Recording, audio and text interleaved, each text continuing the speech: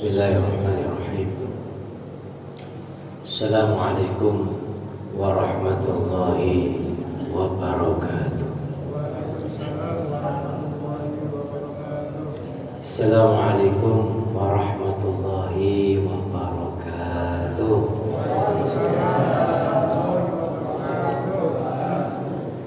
Ila hadratin Nabil Mustafa Sayyidina Muhammad Rasulillah sallallahu alaihi wasallam wa ala alihi wa azwajihi wa auladihi wa dhurriyyatihi wa sallallahu alaina fi hadzal majlis bi syafa'ati Rasulillah sallallahu alaihi wasallam wa bil manfa'ati al barakati bil ilmi Allah ta'ala wa sallallahu muallif hadzal kitab al alim al alam al shahid al muhajjar al asqalani نفعنا الله به وبعلومه وبركاته وفي الدارين آمين. الفاتحة. أعوذ بالله من الشيطان الرجيم. بسم الله الرحمن الرحيم. الحمد لله رب العالمين الرحمن الرحيم مالك يوم الدين إياك نعبد وإياك نستعين اهدنا الصراط المستقيم صراط الذين أنعمت عليهم غير المغضوب عليهم ولا الضالين.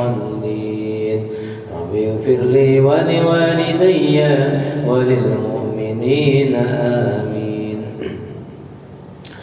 يا ربي بالمصطفى واليوم قاصدنا واغفر لنا ما مضى يا واسع الكرم. يا ربي واليوم قاصدنا واغفر لنا ما مضى يا واسع هو الحبيب الذي ترجى شفاعته لكل هون من الأهوال مقتحم. يا ربي بالمصطفى واليوم قاصدنا واغفر لنا ما مضى يا واسع الكرم. محمد سيد كونين وثقلين والفريقين من عرب ومن عجم. يا ربي بلغ مقاصدنا واغفر لنا ما مضى يا واسع الكرم. مولاي صل وسلم دائما أبدا على الحبيب كخير خلق كلهم. يا ربي واليوم قاصدنا واغفر لنا ما مضى يا واسع الكرم. اللهم صل وسلم وبارك عليه وعلى آله. الحمد لله الحمد لله الذي وكفى وسلام على عباده الذين اصطفى وعلى آله وصحبه أهل الصدق والوفاء. أشهد أن لا إله إلا الله وحده لا شريك له وأشهد أن سيدنا محمدا عبده ورسوله لا نبي بعده. اللهم صل وسلم وبارك على سيدنا ومولانا محمد. اللهم صل على محمد اللهم صل على محمد اللهم صل على سيدنا ومولانا محمد وعلى آله وصحبه أجمعين. أما بعد. Hadrati mukarramin, para alimin ulama, para kiai, para asatidz, para ajengan, para sesepuh, wabil khusus genap pengurus Masjid Nurul Jamal yang saya hormati, orang tua kita Mukarram Bapak Haji Muslim, Bapak Ustadz Turono, dan bapak-bapak yang lainnya yang mohon maaf tidak bisa sebutkan satu persatu. Malam ini malam yang gembira buat kita bersama. Allah masih izinkan kita untuk menghirup udaranya dan dimanfaatkan untuk sesuatu yang insya Allah bermanfaat. Karena kalau kita melihat ahli-ahli surga ini ya seperti bapak-bapak ini. Kenapa? Karena lihat mukanya itu berseri-seri gitu ya. Alhamdulillah. Jadi muka berseri-seri begini nih, saya mau tanya ini, bahagia gak sih hari ini? Bahagia gak sih Pak? Alhamdulillah kalau bahagia. Yang penting jangan lupa bahagia. Kalau anak milenial tuh ngomongnya gitu, jangan kalau pagi-pagi selamat pagi, jangan lupa bahagia ya gitu anak-anak itu. Pada intinya sebuah kebahagiaan itu ukurannya berbeda-beda antara individu satu dengan individu lainnya. Ada orang bahagia sekali ketika dikasih uang 50.000. Bahagia, kenapa? Karena dengan uang 50.000 itu manfaatnya sangat besar. Makanya setiap kita memberi seseorang itu jangan berpikir macam-macam. Berpikirlah apa manfaat yang kita berikan itu. Jadi jangan dipikir berapa banyak pemberiannya, tetapi berapa banyaklah yang manfaat yang hasil dari pemberian kita. Ada orang dikasih uang 100.000 kurang bahagia ada, karena kebutuhannya adalah 200.000, kan gitu kan? Ada. Wah kurang bahagia saya, harusnya bahagianya harus 200.000. Itu namanya orang yang kurang bersyukur. Nah karenanya ketika kita mengukur diri kita kebahagiaan itu dengan finansial atau dengan harta, maka akan musnah kebahagiaan itu. Tetapi kalau kebahagiaan itu diukur dengan iman, maka persoalan apapun yang terjadi pada diri kita tak akan lepas. Yang namanya iman itu luar biasa. Imam Syafi'i memberikan satu penerangan, al-imanu tasdiqu biqalbi wa iqraru bil lisan wa amalu bil arkan. Iman itu adalah membenarkan dalam hati, mengikrarkan dengan lisan, dan mengerjakan dengan anggota badan. Maka perlu ada satu yang disebut iman, Islam, ihsan. Itu satu korelasi yang tidak bisa dipisah-pisahkan antara iman, Islam, dan ihsan. Karena apa? Jati diri seseorang itu bisa terlihat dan nampak apabila dia beriman kepada Allah. Bukan hanya sekedar ucapan yang dia lakukan, tetapi perlu yang namanya pembuktian dengan syariatnya yang disebut dengan Islam. Islam ini akan jadi sempurna apabila kita punya jiwa yang ihsan. Makanya udah lengkap itu sebetulnya pengertiannya. Iman itu adalah membenarkan dalam hati bahwa Allah itu ada bersama kita. Benar, amantu billah, aku beriman kepada Allah. Wa iqraru bil lisan, mengikrarkan dengan lisan, itu artinya janji setia kepada Allah. Asyhadu an la ilaha illallah wa asyhadu anna Muhammadar Rasulullah. Itu namanya ikrar. Akhirnya menjadi Islam. Islam itu mengakukan syariat. Itu kan? Kemudian setelah itu wa amalu bil arkan. Wa amalu bil arkan itu mengakukan dengan anggota badannya. Artinya bahwa orang iman itu tidak akan sempurna apabila dia tidak mengikrarkan dirinya kepada Allah. Dan apabila dia tidak akan menjadi sempurna semuanya apabila dia merasa beriman kepada Allah tapi tidak melakukan apa yang diperintahkan oleh Allah. Ini baru pembukaan ya. Nah, Bapak sekalian, terus analogi saya itu mengatakan begini.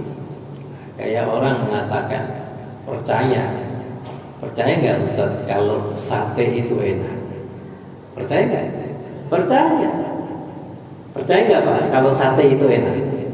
Percaya kan? Percaya.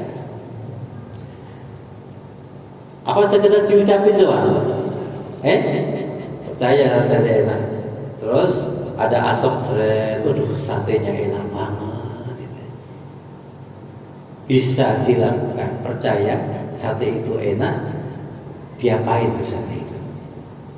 Dibeli dulu, terus dimakan. Dibeli itu syariatnya, ya kan? Syariatnya Islamnya itu kalau bahasa kita dilakukan melakukan segala pembelian itu, baru setelah itu merasakan sate itu tadi katanya enak, dimakan satenya. Itu baru namanya korelasi antara iman, Islam dan ihsan. Nah, karena itu kita mestinya berhati-hati di dalam kita beribadah kepada Allah.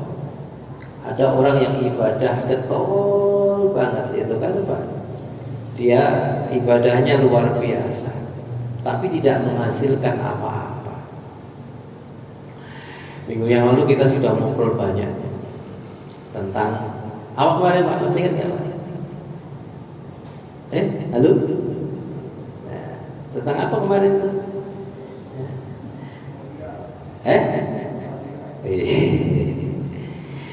Jadi begini,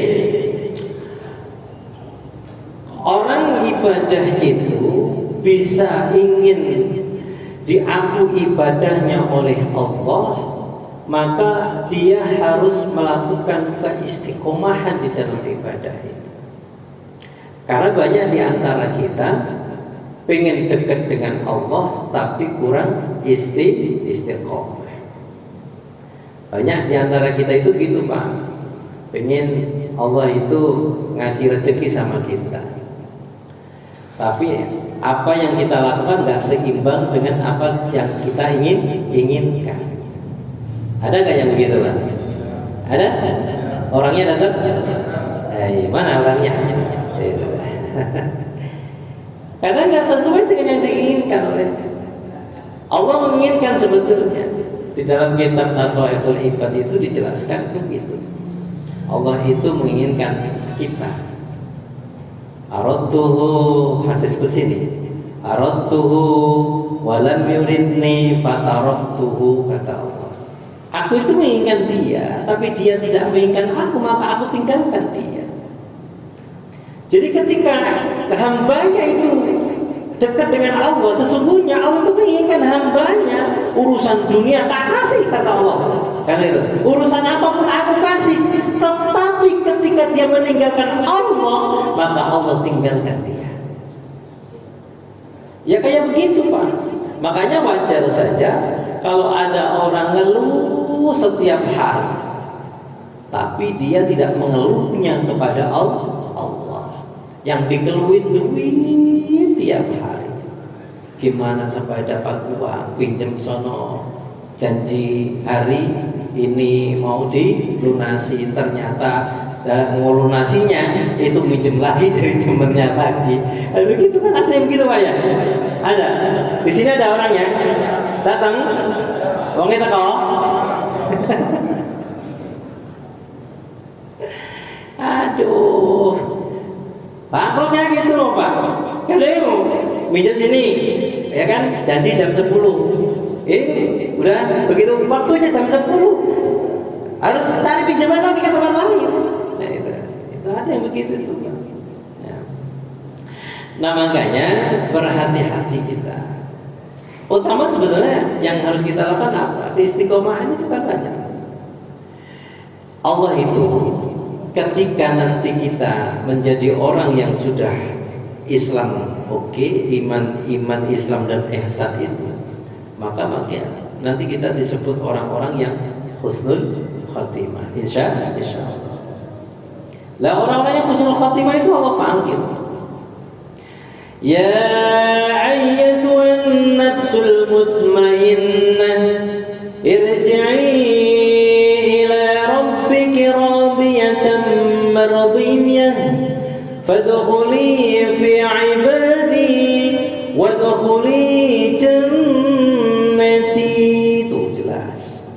ya ayatuhan nafsul mutmainnah, wahai jiwa-jiwa yang tenang, irja'i ila rabbiki radiyatan mardiyah, kembalilah kau kepada Tuhanmu dengan ridhonya. Fadkhuli fi ibadi, kalau Allah sudah manggil itu, maka Allah menyatakan fadkhuli fi ibadi, maka masuklah kamu ke dalam golongan hamba-Ku. Pak, orang kalau pengen diaku oleh Allah sebagai hambanya itu ada syaratnya. Kayak kalimatul fadkhuli fi ibadi, fa-nya itu ada bijawab syartin namanya. Ada jawab syarat di dalam mesti aku menjadi hambanya Allah. Apa syaratnya? Pengen diaku oleh Allah menjadi hambanya, syaratnya cuma dua. Dalam ayat yang lain disebutkan di surat At-Talaq itu, wa may yu'min billahi wa ya'mal salihan yudkhilhu jannatin tajri min tahtihal anhar khalidina fiha abada. Apa syaratnya? Wa may yu'min billah, dan barang siapa yang beriman kepada Allah, wa ya'mal salihan, dan dia mau beramal saleh, yudkhilhu jannatin tajri min tahtihal anhar khalidina fiha abada. Dia aku menjadi hambanya Allah, pertama harus iman. Yang kedua apa? Amal saleh. Kalau sudah amal saleh, yudkhilhu jannatin tajri, silahkan kau masuk ke dalam pintu kebahagiaan yang disebut dengan jannah, surga. Jadi kalau pengen diaku oleh Allah menjadi hambanya, itu tadi dua. Nah, lo amal saleh itu apa? Yudkhilhu jannatin tajri min tahtihal anhar, kita akan dimasukkan dalam surganya Allah. Iman, amal saleh, meyakini bahwa Allahumma ma'ana. Yang kedua apa? Amal saleh. Amal saleh itu apa? Amal saleh itu apa? Cuma sekedar sedekah? Tidak. Sedekah itu masih bagian dari amal saleh. Ngaji kayak gini nih, ini amal saleh. Ya Pak, amal saleh. Mas Opik nyunting, ini amal saleh. Nanti ditayangin di YouTube-nya beliau. Begini. Ya bagi saya sih tidak masalah, orang ini sebuah kebaikan syiar. Apa terus saya pengen terkenal kayak siapa gitu kan? Siapa tahu manfaat. Nah, amal soleh, banyak amal soleh Pak. Amal soleh. Nah, tergantung nantinya, terserah Allah memberikan rahmatnya itu di antara amal-amal soleh itu. Iman harus dijaga, amal soleh yang mana yang Allah mau memberikan rahmat kepada kita. Maka kita kan nggak boleh tuh ngomongin orang lain. Ngomongin iman orang lain itu kita nggak punya hak. Ngomongin Islamnya orang lain kita juga punya hak. Ada orang disusah aja jam haji, diajak sholat misalnya, diajak sholat susah, angel, ya kan? Ada yang begitu? Ada. Orang depan masjid juga kadang-kadang nggak pernah mau sholat, ya kan? Maksudnya sholat berjamaah maksudnya. Masjid dekat, ya kan, tinggal melangkah, ya. Tapi sholat berjamaahnya malas. Ya Allah kasih malas juga. Gini loh Pak maksudnya gitu. Saya bilang, orang hidup itu kita tidak tahu ke depannya mau jadi apa, gitu kan? Kita nggak tahu ke depan kita mau jadi apa. Ketika kita mau istiqomah yang baik, pasti Allah akan berikan catatan bahwa ini hambaku akan istiqomahnya bagus, pasti akan diberikan jalan yang baik oleh Allah. Gitu loh Pak. Kesempatan kayak gini, ngaji begini itu kesempatan. Yang nggak mau ya sudah, kalau gitu ada ya. Amal soleh terus digalakan. Nah, Bapak sekalian, karena itu ketika kita di dalam beribadah kepada Allah itu, apa yang harus menjadikan kita itu semakin dekat dengan Allah? Bapak senangnya ibadahnya apa? Sholat itu pasti. Kalau namanya sholat itu pasti. Untuk tambahannya apa? Sedekah. Bisa jadi sedekah kita bisa memberikan jalan terang untuk menuju surganya Allah. Kenapa? Karena Allah juga berjanji orang yang sedekah itu akan diberikan jalan keluar oleh Allah. Nih, liyunfik dzu sa'atin min sa'ati wa man qudira 'alaihi rizquhu falyunfiq mimma ataahu Allah la yukallifu Allah nafsan illa ma ataaha sayaj'alullahu ba'da 'usri yusra. Jelas Pak? Liyunfik dzu sa'atin min sa'ati. Infak di jalan Allah. Apa yang diinfakkan, apa yang diberikan oleh Allah, sekedar kita memberikan untuk infak di jalan Allah. Apa di akhir ayat itu Allah menyatakan, sayaj'alullahu ba'da 'usri yusra, maka akan sebuah kepastian. Sayaj'alullah, maka Allah akan menjadikan persoalan yang sulit menjadi lebih mudah. Disedekah. Belum pekerjaan sholat kita. Sholat itu punya sifat Pak, yang disebut sifatus sholahnya Kanjeng Nabi Muhammad Sallallahu Alaihi Wasallam. Belum sholatnya. Sholat itu kalau dijaga dengan baik, tumakninahnya itu baik, maka akan mendapatkan satu prioritas yang baik yang disebut dengan sholat yang berkualitas. Bismillahirrahmanirrahim. Baru ketemu ke sini hadisnya. An Abi Hurairah radhiyallahu anhu anna Nabiy sallallahu alaihi wasallam idza qumta ila sholati fasbiril wudu. Apa yang harus kita lakukan pertama? Ya, dari Abi Hurairah radhiyallahu anhu, sesungguhnya Kanjeng Nabi Muhammad sallallahu alaihi wasallam apabila kalian bersabda ya, idza kunta, apabila kalian sholat atau kamu sholat, untuk menuju sholat, berdiri sholat gitu, fasbiril wudu, maka sempurnakanlah wudunya. Mengapa wudu ini menjadi sebuah syarat ketika kita mengerjakan sholat? Menjadi syarat Pak. Nah, sempurna wudu itu yang bagaimana tentunya? Mengapa harus sempurna wudunya? Karena sholat itu bisa sah apabila kita dengan wudu. Wudu itu awalnya nggak wajib Pak. Wudu itu akan bisa menjadi wajib hukumnya apabila mengerjakan sesuatu yang wajib kayak sholat. Jadi orang mau sholat ya wajib wudu. Itu suruh menyempurnakan saja. Tsumma istaqbalal qiblah, kemudian menghadap kiblat. Ini biar tahu apa namanya hadisnya aja. Fakabbir, tsumma aqra'u ma tayassara ma'aka minal Qur'an.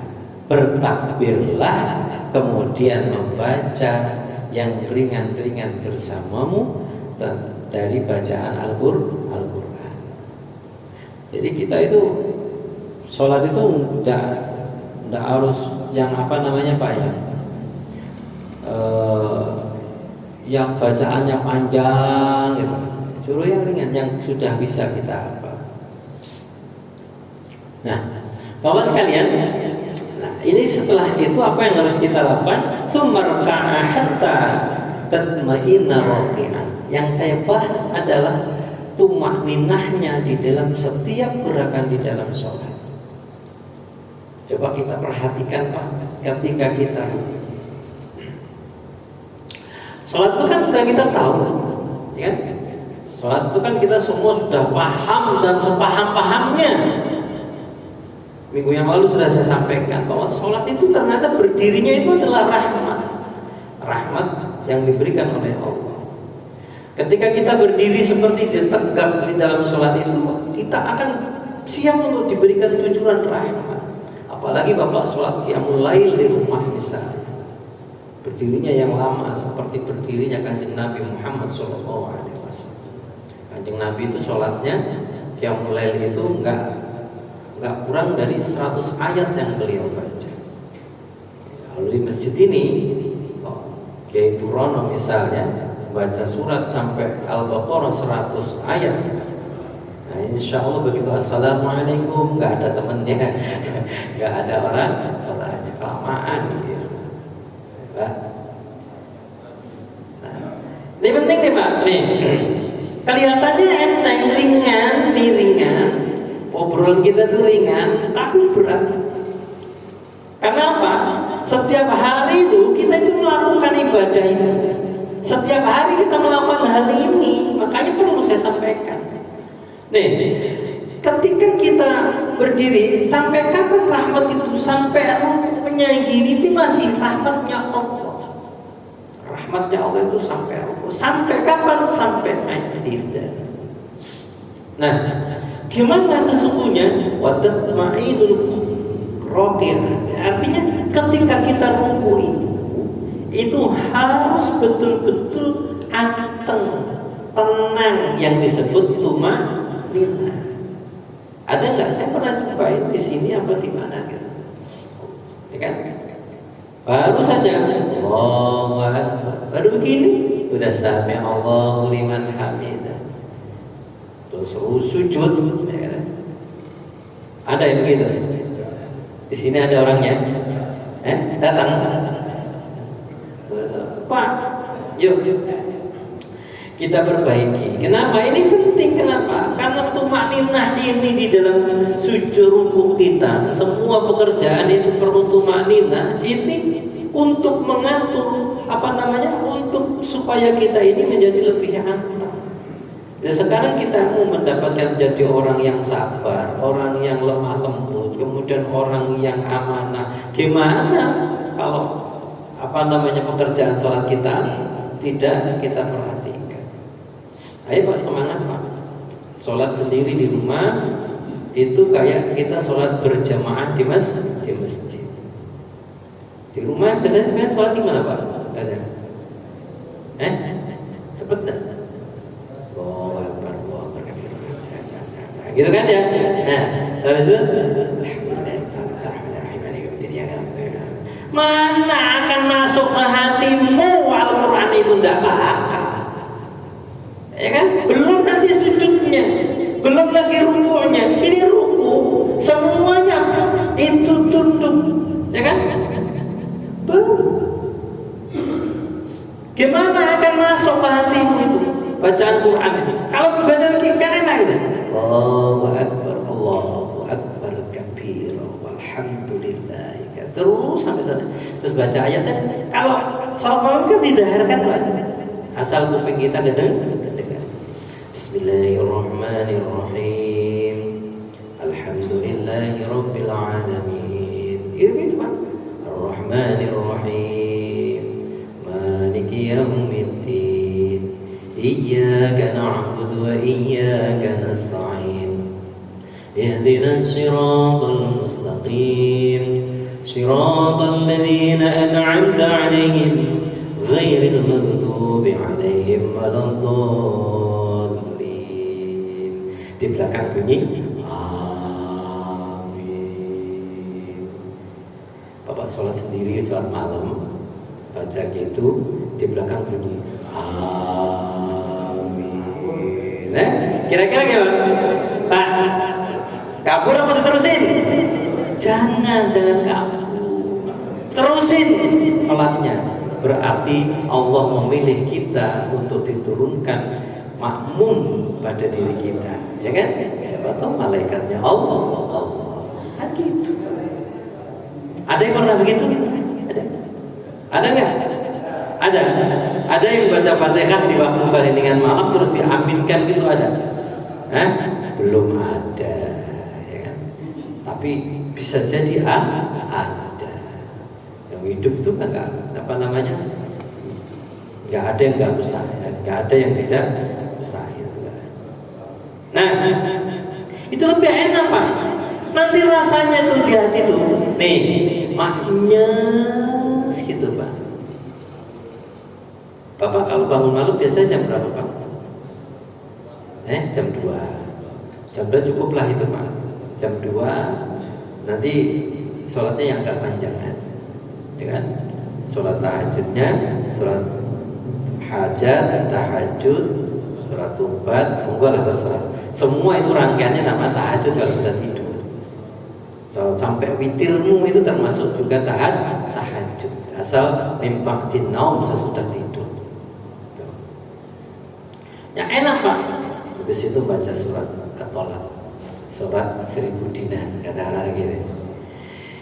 Ya ayyuhan nabiyyu idza talaqtumun nisaa fatalliquhunna li'iddatihinna wa ansul iddah wattaqullaha rabbakum la tukhrijuhunna min buyutihinna wa la yakhrujna illa an yatina bifahishatin mubayyinah wa tilka hududullah wa man yata'adda hududallahi faqad zalama nafsahu la nadri la'alla Allah yuhdithu ba'da dhalika amra fa idza balaghna ajalahunna famsikuhunna bima'rufin aw fariquhunna bima'ruf وأشهدوا ذوي عدل منكم وأقيموا الشهادة لله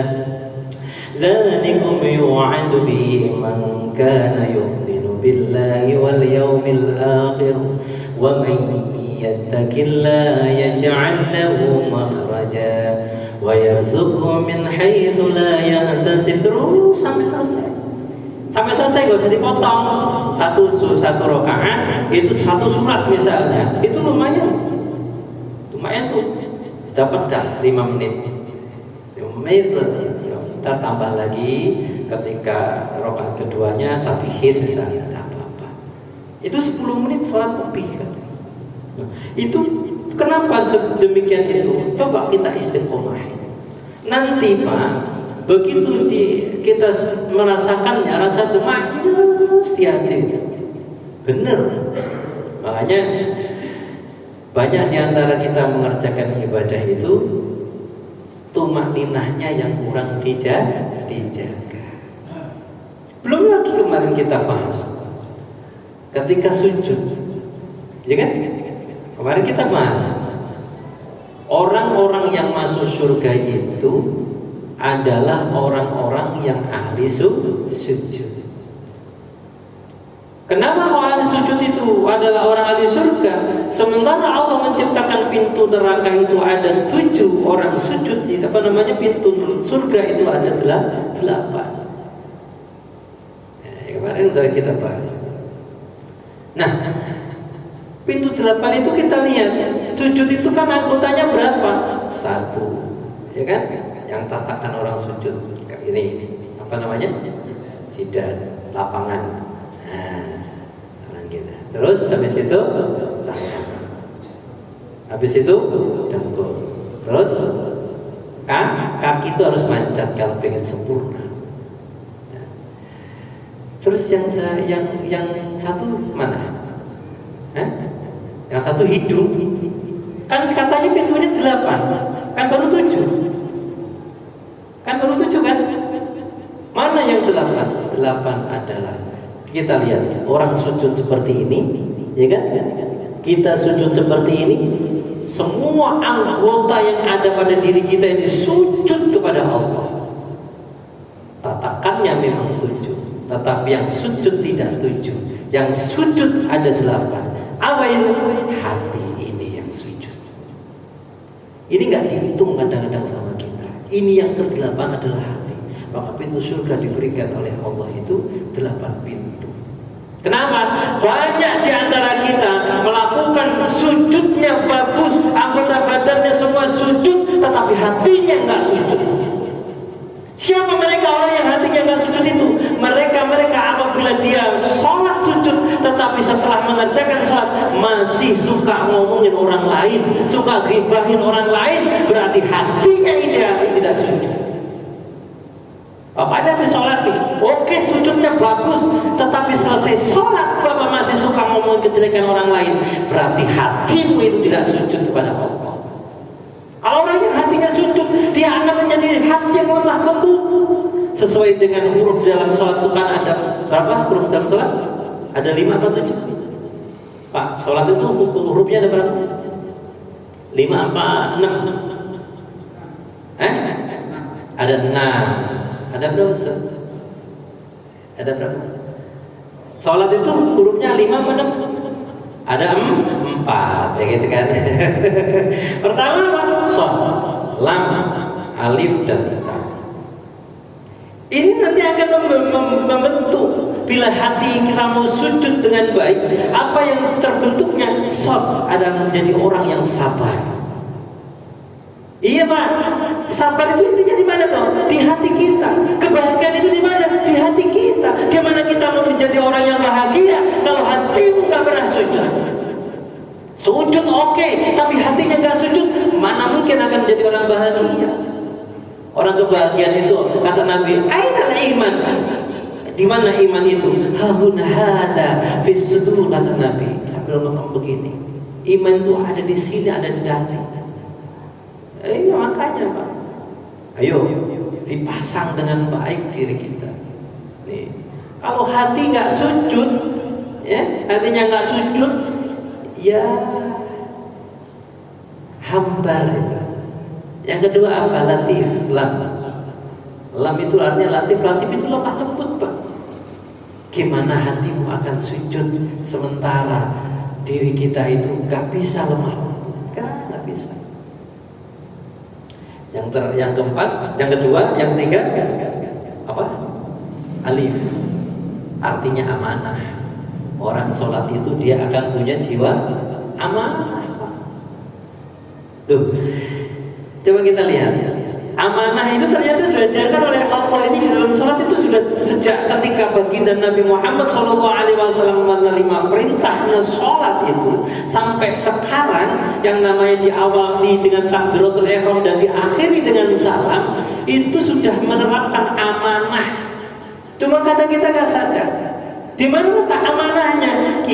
Kita sholat itu tidak boleh dirubah-rubah. Mulai dari pertama takbiratul ihram sampai salam itu nggak boleh dirubah itu sholat itu. Dan Bapak misalnya pengen ini misalnya, kita rubah aja lah. Pertama rukuk dulu sholatnya. Nggak bisa. Nggak ada yang berani. Urutannya kayak begitu itu. Itu menunjukkan apa? Bahwa itu mengajarkan amanah. Bahkan orang sholat itu kan nggak boleh minum Pak, benar. Tapi saya boleh minum. Ya, Bismillahirrahmanirrahim. Bapak minum, saya masuk enggak.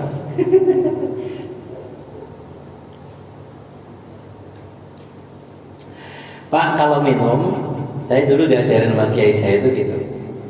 Kalau minum itu Bismillahnya itu pas di depan minumannya. Gitu ya? Kemarin udah kita bahas ya.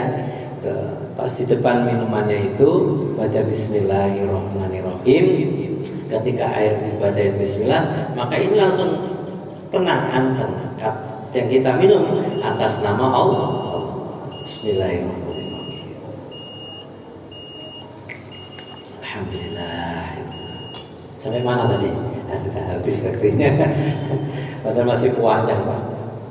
Kita diajarkan amanah oleh Allah. Amanah itu sudah di dalam sholat itu sudah amanah. Kita nggak boleh ngapa-ngapain, kecuali mengerjakan urutannya itu seperti itu. Berarti Allah mengajarkan amanah kepada kita, kejujuran dari diri kita. Kalau nggak jujur dalam sholat, batal sholatnya, ya kan?